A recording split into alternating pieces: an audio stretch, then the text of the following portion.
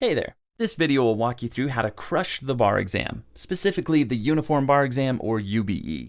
Okay, we'll start big picture before diving deep. The first thing you need to know is that the UBE is 3 times longer than the LSAT. It takes 2 solid days, and you only get scheduled breaks every 3 hours. It's a mental marathon, but nothing you can't handle with strategic and diligent preparation. The UBE tests your understanding of generally applicable laws and attorney skills. That means you don't need to know state-specific laws unless told otherwise. The UBE has 3 parts: the MEE, MPT, and MBE. The MEE is essays, the MPT's performance-based, the MBE is multiple choice. The first day you tackle the writing.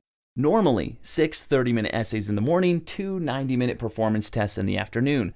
But some states flip-flop it and slate the essays for after lunch, so double-check your first day schedule.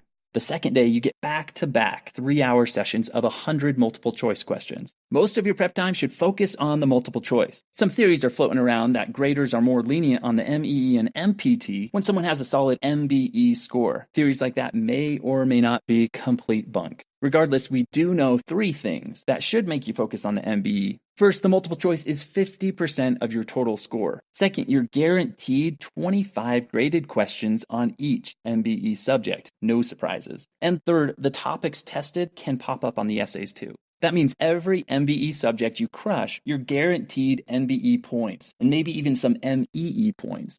Now, the MEE or essays are your next priority, worth 30% of your score, but you have no guarantee which topics will pop up. Now, I know some test takers will waste a ton of time analyzing which subjects were tested at different times in the past and speculating about what seems likely in the future, but at the end of the day, all people can do is guess. The reality is 12 subjects are fair game and almost any combo is possible on the 6 essays. Prepare to conquer all the topics tested on the MEE. Finally, you should normally spend the least amount of time prepping for the performance tests because they only count for 20% of your score and you don't have to memorize any substantive law for them. I say normally because if the MPT is a major pain point for you, you struggle processing a lot of information and synthesizing and applying that information within tight time constraints, you may need to do a bunch of practice performance test questions to perform well. But remember, at the end of the day, the MPT is still only 20% of your score, and thankfully, you don't have to memorize any laws to ace it.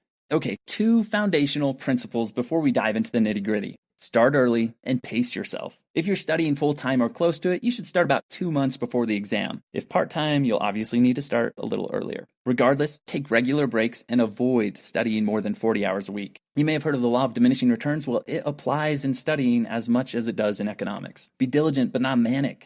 Now let's dig into each part of the UBE. We'll talk about the MBE now in this video and address the MEE and MPT in follow-up videos. MBE tip number 1, competence before practice. There is nothing that will stress you out more than doing practice questions prematurely and getting demoralizing score after demoralizing score. Tip number 2, study the right subjects. What are the right MBE subjects? Civil procedure, constitutional law, contracts, criminal law and procedure, evidence, real property, and torts. And each matters equally. Tip number 3, study the right content within each subject. What's the right content? Well, the NCBE, the company that makes the UBE, actually tells you. No, the NCBE does not spell out the actual laws tested, but it does give you the subtopics within each subject that could come up. And the NCBE gives you the rough exam emphasis of each MBE subtopic. Hopefully, you find a bar prep course that addresses the NCBE specified subtopics and gives the appropriate emphasis. If you're using Crushendo, you can take confidence in knowing that Crescendo's outlines are structured to closely mirror the NCBE's outline structure. Though I should add that Crushendo starts each MBE outline with the most emphasized subject and then works through the others from there, and sometimes adjusts organization in other ways for pedagogical purposes while still covering the bases. Tip number 4, use accurate prep materials. You're asked to know the current, generally applicable law. Though free outlines abound online, make sure you're using something from a credible source that maintains its material. Tip number 5, use mnemonics. Mnemonic is just a fancy word for memory hook. The MBE is like walking into 7 closed book multiple choice finals, back to back to back. Unless you have a near photographic memory, you're gonna need a way to string everything together. This is why Crushendo uses hundreds of memory hooks. I promise not to talk too much about Crushendo in this, but it's important for you to know that we practice what we preach. If you don't use Crushendo, try to make your own mnemonics.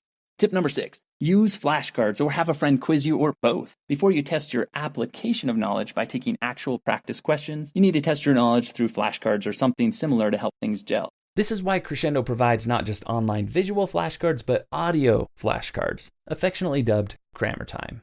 Tip number 7, listen, listen, listen. Listen to your outlines over and over again while doing what you enjoy. You cannot sit at a screen all day, especially during a beautiful summer day, or if you're taking the winter bar when you could be on the ski slopes. It will crush your soul. If your bar prep course does not have audio outlines, buy Crescendos or record your own. Audio outlines are that valuable.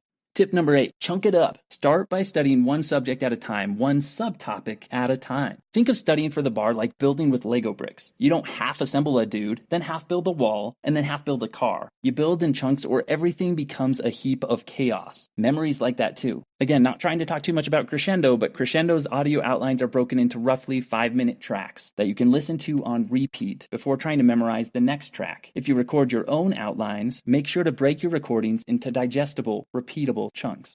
Tip number 9, once you've memorized an outline for a subject, take some subject-specific practice questions. This will help you confirm competence before moving to another subject and further aid in chunking, putting information in the right buckets in your brain. Tip number 10, regularly review memorized material. Regularly means at least weekly. Tip number 11, use reliable practice questions. The NCBE, again, the company that makes the UBE, also sells practice questions. They're invaluable. Crushendo has a licensing agreement with the NCBE to use all its practice questions. You can buy directly from the NCBE or from a place like Crushendo. Tip number 12, leave no question behind. Wrong answers hurt as bad as blanks. Tip number 13, 1 for 1. Choose only one answer per question. If you select multiple, you get no points, period. Tip number 14, choose the best answer. Don't hunt for the perfect one. You only need the best answer. Tip number 15, nail your timing. 102 seconds, a minute and 42 seconds. That's how much time you realistically have per MBE question. Technically, you have 108 seconds, but shaving off 6 seconds will give you 10 minutes of flex time during each 3-hour session. Your bladder won't have to explode, diarrhea won't destroy you, and you may even be able to double check some answers. By the way, Crescendo's timed practice quizzes train you to keep the 102-second pace.